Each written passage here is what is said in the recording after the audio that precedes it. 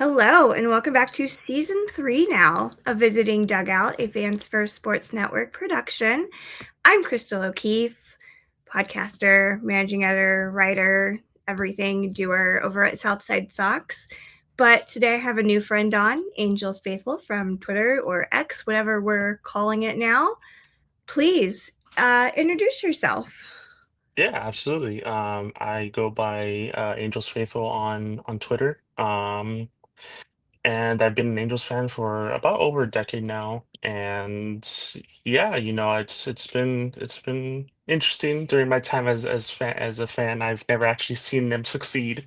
So so it's been fun, and the last few years have been rough, but with the new gym that we have and all that stuff, it's super exciting. So I'm really excited to see what the future holds for us. Yeah, let's just get right in. What is new with the Angels this year?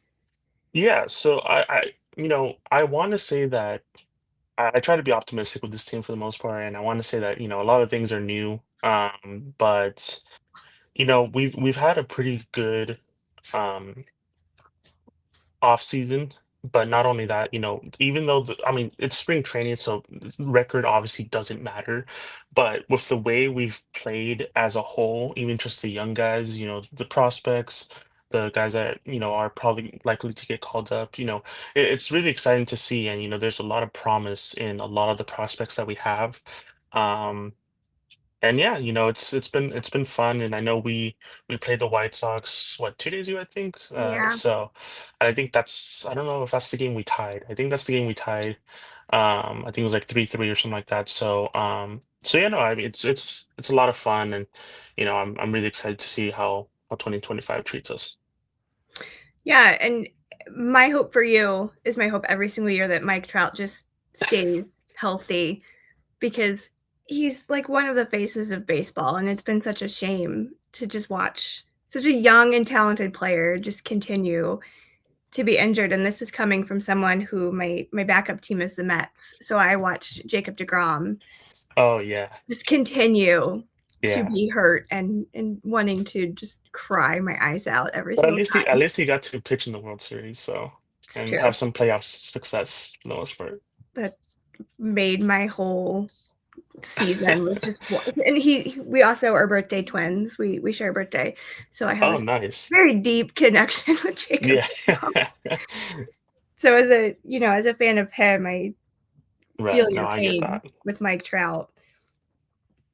So as you're kind of heading into this season, of course, the Angels are going to be better than the White Sox, and I can very comfortably say that now. But how are you kind of feeling as a whole with because you've mentioned, you've got some great prospects coming up. You've got hopefully a healthy Trout. How are you feeling just heading into the season as a whole? Yeah, like I said, I try to be optimistic on the season as a whole. For the most part, I'm not going to be someone that's going to say, "Oh, we're going to lose 120 games," and stuff like that. I try to see the good in everything that we've done in the off season, and our GM has really kind of looked into the issues that we had, and I think he addressed them for the most part. Signing someone like Kikuchi, who had a really good second half with the Astros, I think, you know, and being able to realize what his obviously strength was, which was throwing his slider a lot more. um, I think was something that was obviously super important. And I think bringing in someone like Hendricks, who obviously he's not, no one's saying that he's going to be a Cy Young winner or a Cy Young candidate, but being able to have that veteran presence in the rotation for young guys like Detmers, like Soriano, like guys, prospects like Dana, like Kane Dana, and things like that, I think is super important. And it's something that we've definitely lacked for a long time because we just never really had that veteran presence. And bringing in guys like Kenley Jansen, who is obviously one of the best closers in baseball right now, and he's probably a future Hall of Famer. With I think he's what, top 5 in saves right now. Yeah. Um, so yeah, so bringing him in for to mentor someone like Ben Joyce, who if you aren't aware of who Ben Joyce is, he's the guy that throws 105 miles an hour every other pitch. Um, And yeah, I think he, it's great to be having all of this veteran presence around the clubhouse that we just didn't have.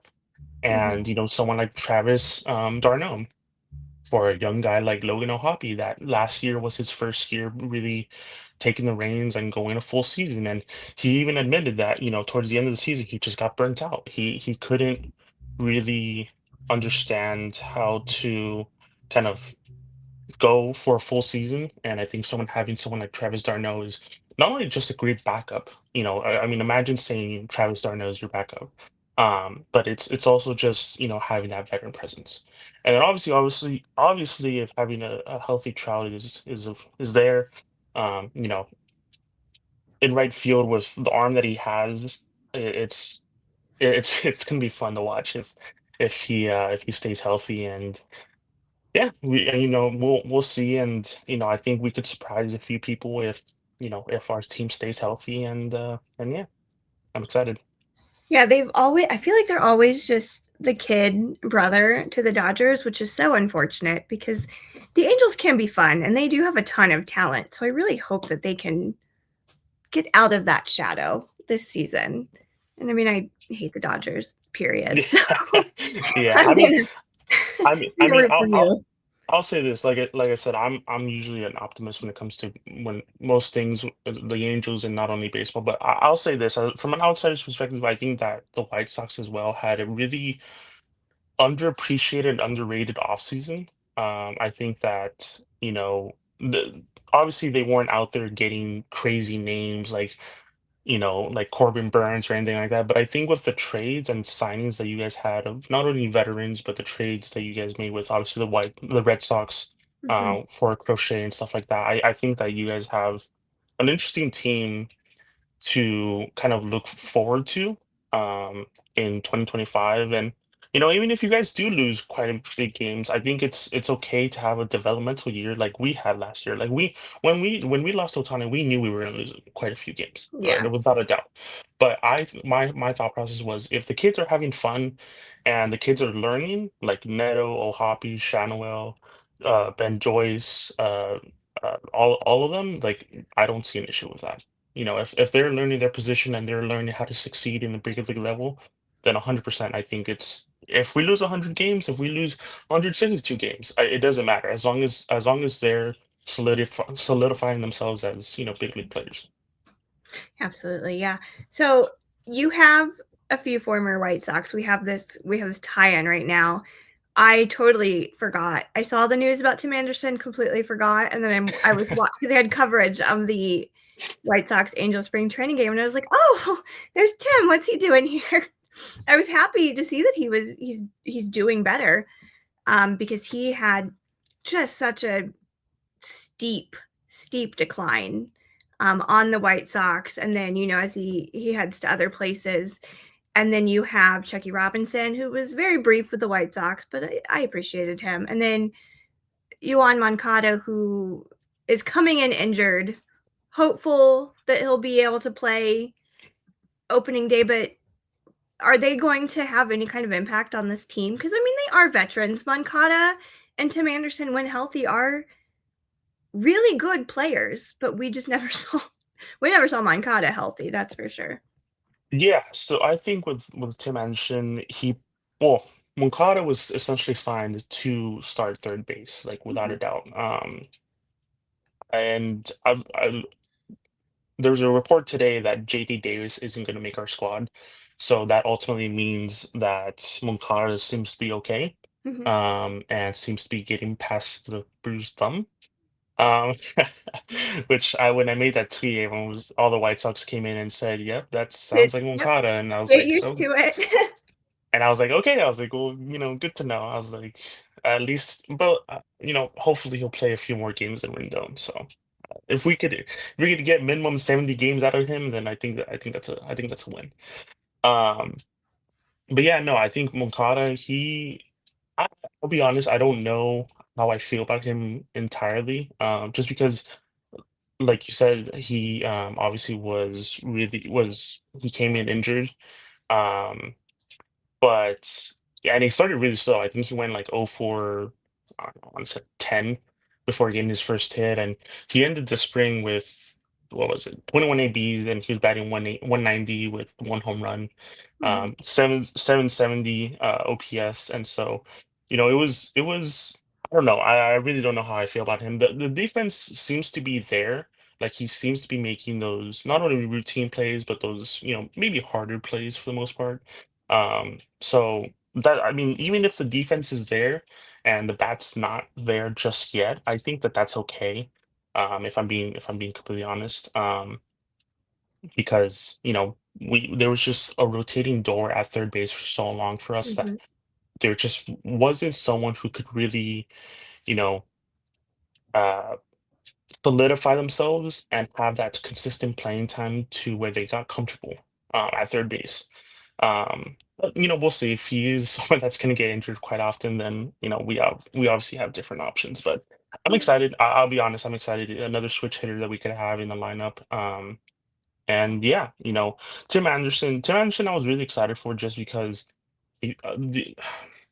I liked him just for his name to begin with. Obviously Tim Anderson was, so well known with Yeah. the White Sox, and everyone loved him. I never knew how it ended in Chicago, and a lot of White Sox fans told me that obviously it becomes, if he's on the opening day roster, I think a lot of Sox fans are, going to greet him well for the most part.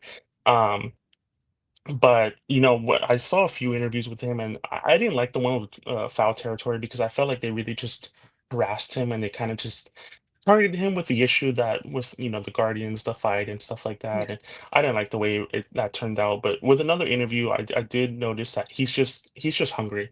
Yeah. He's very excited to get back out there and learn. Have the passion for baseball that he once had, and I could just tell that he's definitely someone that is just itching for an opportunity and for a chance to really prove himself. Um, and I think he's going to take advantage of that opportunity, and I think that he has already, because when spring training started, he obviously started super slow as well, just as much as Moncada. Um, but he ramped up pretty well towards, I want to say, the second half, and maybe he cooled down. I didn't see his last few games like stats. Mhm. Um but he ended spring training with a 260 average, one home run, three RBIs, and three stolen bases, which I didn't think he was going to steal bases, to be honest. But he did have a 655 OPS. But I think with how young our second base um kind of like options are, I think that they're gonna go with someone who has the experience, or Mhm. not experience, because I guess Tim Anderson never really has played second base. Um, but yeah, I mean, I think they're really gonna try to give him a chance, I hope, and kind of go from there. If he plays short, cool. If he plays second, I don't. I mean, he looked good in second Yeah. defensively. Yeah, he was making some pretty good plays. Obviously, he's gonna have his blunders because he's not naturally a second baseman. But he actually, I was actually very surprised with some of the plays he was making. Because I also know he played second base in the WBC. Yeah. So he looked pretty natural, I want to say. He didn't look bad. He wasn't having like crazy issues. So whether it's shortstop or it's second base until Neto gets back, then I'm excited to see how he does. And Jackie Robinson, I'll be honest, wasn't familiar with him whatsoever. I didn't know him anything besides a catching depth piece. Mhm. Um, but if something happens to our catchers, he seems like a okay kind of piece to have in the minors. Yeah, he's a good Chucky Robinson was kind of just good to just have there.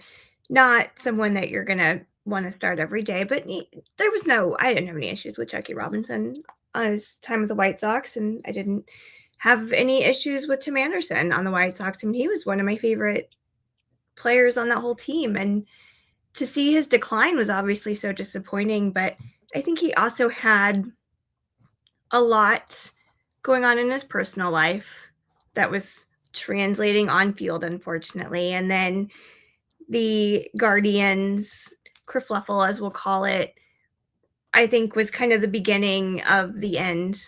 And I think it got to the point where the White Sox and Tim Anderson turned into something more toxic. But then to see him kind of decline once he moved away from the White Sox was disappointing. So to see that he was doing well and he was hitting the ball again, and that just the one game I was watching during spring training was a relief. And I hope White Sox fans do treat him well on opening day. He deserves that because he gave the White Sox a lot. I mean, he's batting champ during his time there. He was incredible on the White Sox until he wasn't. So they better be nice to him.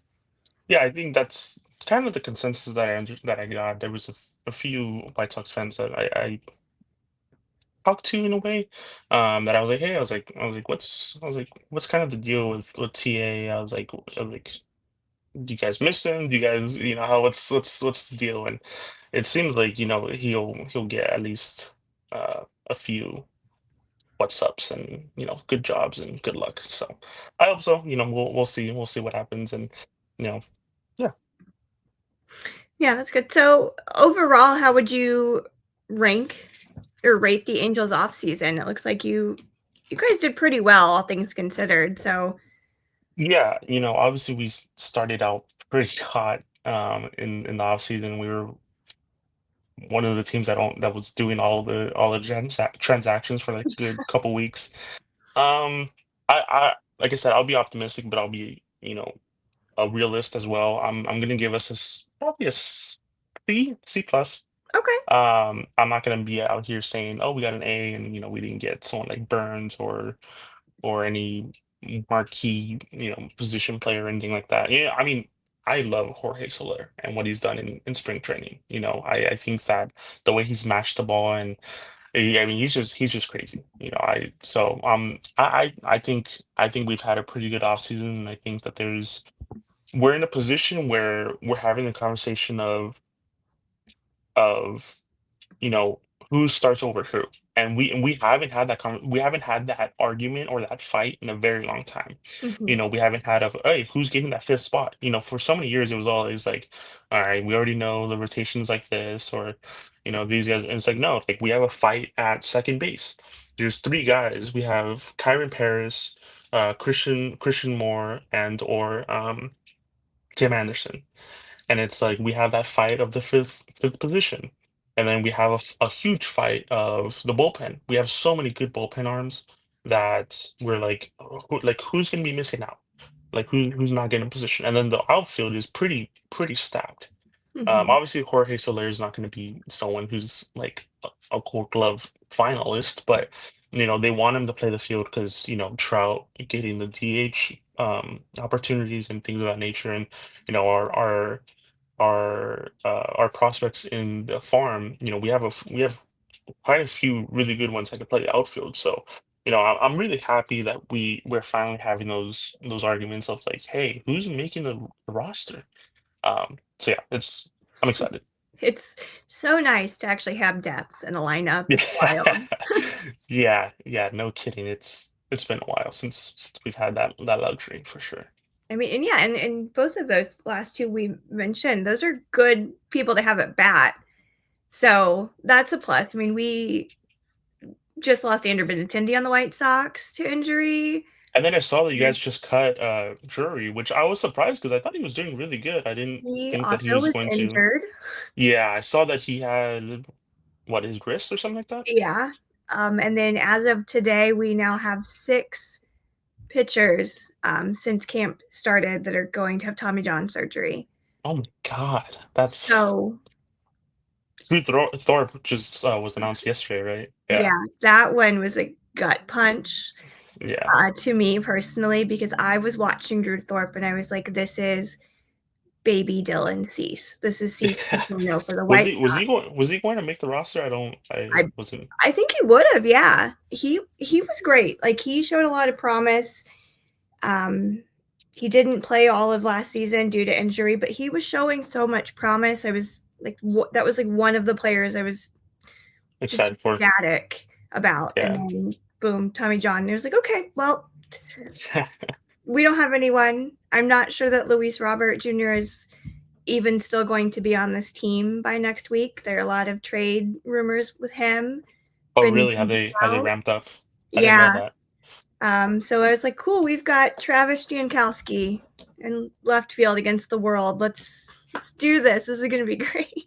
Hey, at least you guys have Sean Burke starting the opening day, right? That's true. He's good. He's got some promise, so we'll see where that goes. But we will take a very quick break just to pay our bills, and then we come back and break down the series.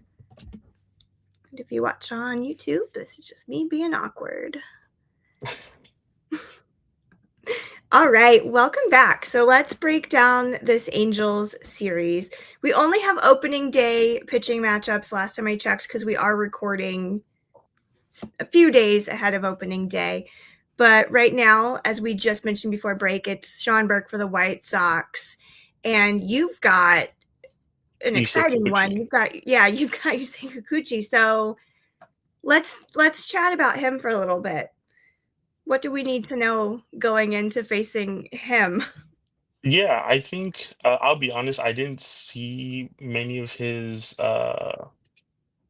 starts only because I think he had I want to say he had 4 starts, and I think two of them were not even televised. Yeah. Um, and one of his first start was against the Dodgers, and he got pretty beat up. So I don't want to talk about that one. But yeah, I think he started one on Friday against the Rockies, I want to say. He did pretty good. I think he went 5 innings with, I want to say 5 or 6 strikeouts, a few hits, and I think he only allowed 1 run. So yeah, I think that if he obviously just, continues to do what he, learned and what his success was in Houston and bringing that here, I think that, he's gonna have, a pretty good start. I think it's more so gonna just depend on how he really manages his pitches, and if he really just trusts his stuff. I think that if we could get obviously 5, 6 innings out of him, and 1 run ball or zero, shutout, and we pass it on to our bullpen, which has been pretty good for the most part. I think that we could have a pretty good chance. But we do have the curse of the opening day, which I think we've won 3 opening days since 2011. Oh my, I So, didn't realize but that. but the last time we won opening day was against the White Sox. So who knows? So who knows? We might have a chance at the end of the day. But yeah, so I know I'm excited. I asked someone about Sean Burke, and he said that uh he's good, and we'll see how he is. But we I think a lot of times we kind of overthink when it comes to new pitchers and or pitchers that are young or making their debut. And it's not that a lot of pitchers are bad when they're making their debut, but we make them look like Hall of Fame, Cy Young pitchers, and it's just so bad. Well, It's that's just the so thing. bad. They're unfamiliar to you. I mean, you could go in and R.I.P. Gary Crochet. You're not dead. You're just not a White Sox anymore. But I mean, you can go in and throw this like baby pitcher in to be your opening day starter, and you have not faced them. You know, maybe Right. not even during spring training. So it's the unfamiliarity of it all. You just don't know what you're gonna see until you're, I don't know, a little deeper into the game that you're actually going to be like, oh, okay, no, I've caught on to this guy. So it makes sense. It's the unknown. You Yeah, haven't played this guy before. So, yeah. Sean Burke is he a lefty? Lefty, righty? I think he's a oh I gosh, don't you're going to ask and I'm going to I forget. don't I don't remember off the top of my head. I want to say he's a lefty, but I'm thinking about R. Burke. R. Burke is a lefty in the bullpen. He might be a righty. Now I got to double check. No, he's a righty. Okay. Yeah. So he's a righty. So only, yeah. I mean, if Trout's just himself, then we'll see. But but yeah, no, I'm excited, and I think that Kikuchi hopefully has a good game, and yeah, I think if we lose, it's just gonna be one of those things where it's gonna be a dumb mistake where a home run is given up and or it's on an error, and we just can't like come back from it for some reason. Which was the issue when you guys swept us in September, Right. where we were winning all three games, but it was just a really dumb mistake in each of those games that just won all of those games for you guys. And I mean, if that's how you win games, then obviously you can't be too mad about it because a win's a win. But it's just it's bad. But then again, we were running out like our double A roster in September, so. But you guys won regardless, so I'm not gonna be too salty about it. So We broke a record last season. I don't know if you know this, but yeah, no, I we do. lost We so were many games. we were supposed to be that team, but obviously we weren't because we got swept. So it was what was it? Was it the Red Sox, I think, that you guys beat or that beat you guys? I don't know, something like that. I think it was the Red Sox. But I think so yeah. too. Yeah. I all I remember is I covered lost You're like, 121. That was my day to cover. And I was like, this is my crowning achievement of just writing the most scathing recap I possibly can. It was, I mean, because it's funny when you're covering a team that's really bad, you really have to learn how to expand your not like just your knowledge of the game, your vocabulary. Like you've got to learn new ways to say this team sucks. yeah. It's Yeah, hard. It's harder than you'd think. And all of last season, it was just me saying, "Well, what's a better word for this?" Because I I don't can't even know keep what to saying it. say. Yeah, I don't even know what to say about this team anymore. It's so bad. And so when I got the 121st loss, I was like, "Oh man, I'm gonna rip this team a new one. They deserve it right now." Yeah. Well, the thing about it is that if I mean, and obviously correct me if I'm wrong because you obviously watched the team way more than I did, but it seems like the issue with you guys last year was just the bullpen. That you guys had a lot of games that you guys were leading in, and then you guys just kind of blew it in like the what seventh, eighth inning. I think Yeah. there was a game where you guys were leading by like five or six, and it was just yeah. But you know, Our starters were great. Our bullpen did lack, but at the same time, if we're also not scoring any runs, yeah. um, we're not you're not gonna you You can't can't win do a too much game. about it. Yeah. Yeah, you can't win a game with 2 runs. Your starters can only do so much for you. So, but yeah, our Yeah. bullpen was definitely not ideal, and I don't Which is think it's gonna be any which better. is funny because that's actually what I said. I was like, if we somehow by some miracle win opening day, it's gonna be because of the White Sox bullpen that it's gonna be the opposite of what I said. Well, not the opposite, but opposite side where it's gonna be an error or some sort of pitch down the middle that is gonna be hung or something, and it's gonna be a home run in like the seventh, eighth inning, and we're gonna somehow win by that. And then obviously we have Joyce and then Jansen for the eighth and ninth innings. So if we have a lead going into the eighth or ninth, hopefully it's over by then. Yeah. Oh, it very well could be. So, with that being said, which player is the biggest threat to this White Sox team on the Angels right now? Yeah, I think. I mean, obviously the obvious answer is Trout, but I'm gonna not go with the obvious answer, and I'm gonna go with Jorge Soler. Yeah. I think that with the spring training that he had, which was just monstrous, it's gonna be really fun to watch him throughout the entire year. I think he has like 4 or 5 home runs. He has like 1,000 plus OPS. It's just he's just hitting the ball so hard, and he's the K's are going to be there without a doubt. He's obviously going to have the problem with the K's, but if he's hitting the ball hard and he's obviously getting on base and doing his job, then he could K as much as he wants. No, that's fair. And he's so dangerous with a bat in his hand. It's insane. And kind of following in those footsteps, what are the keys for the Angels to take the series? I know we have been very adamant about silly mistakes late in the game, those late innings runs that you can't catch up with. So, is that what the Angels need to do, or is there something else that they can do to win this series?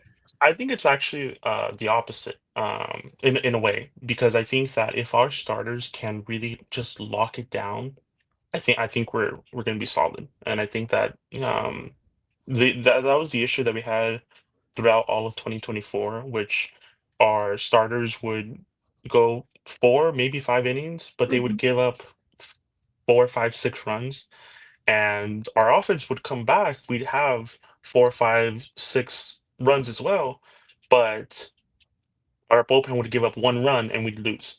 Yeah. But, obviously, if those 4, 5, 6 runs weren't there to begin with from our starting rotation, then we could have won the game 5-1, and it wouldn't have mattered if that bullpen arm gave up that 1 home run or that double down the line or whatever it may be. So I think if our rotation could really just lock it down and give us 5, 6 innings and pass it on to the bullpen, which has been pretty good for the most part in spring training, I think that, we could have a really good chance of, having a pretty good series. Yeah, for sure. It's so hard when you're in that deficit to come back from it. I mean, again, that's what I saw all season last year with the White Sox. So, with that, what kind of fears do you have heading into the series? I mean, the White Sox are not that competitive, to be completely honest with you, but that doesn't mean there isn't something that you could kind of fear heading into this first series. I think it's just everything we've talked about. It's the late inning blunders or our you know I think it's more so the thing I fear the most is us not catching on to the starter as early as possible. Because if the White Sox starters go 5, 6 innings, then we're obviously doing something wrong.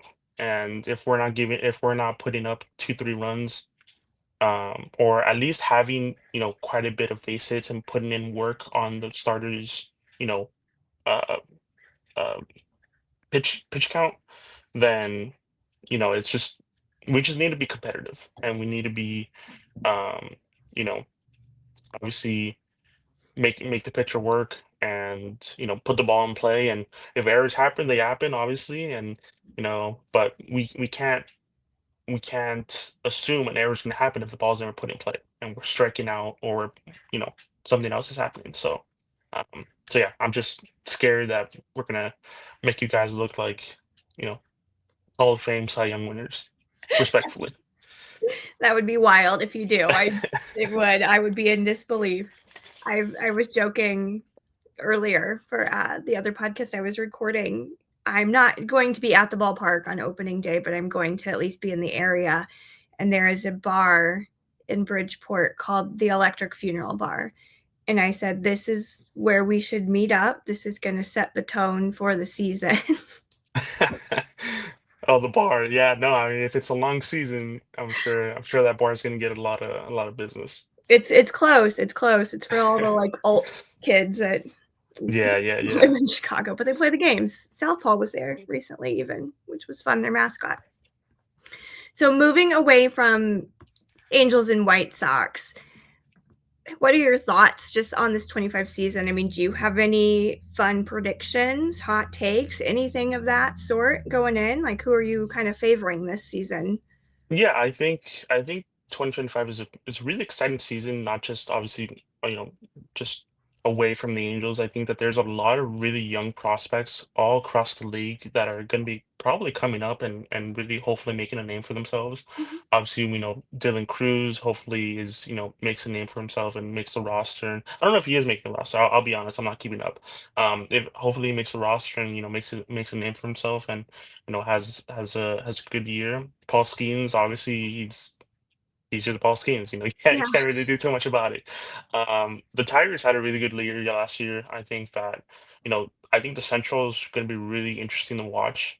Um, I want to say maybe even both Centrals. AL and NL. I think both of them are going to be interesting to watch and just see how it turns out.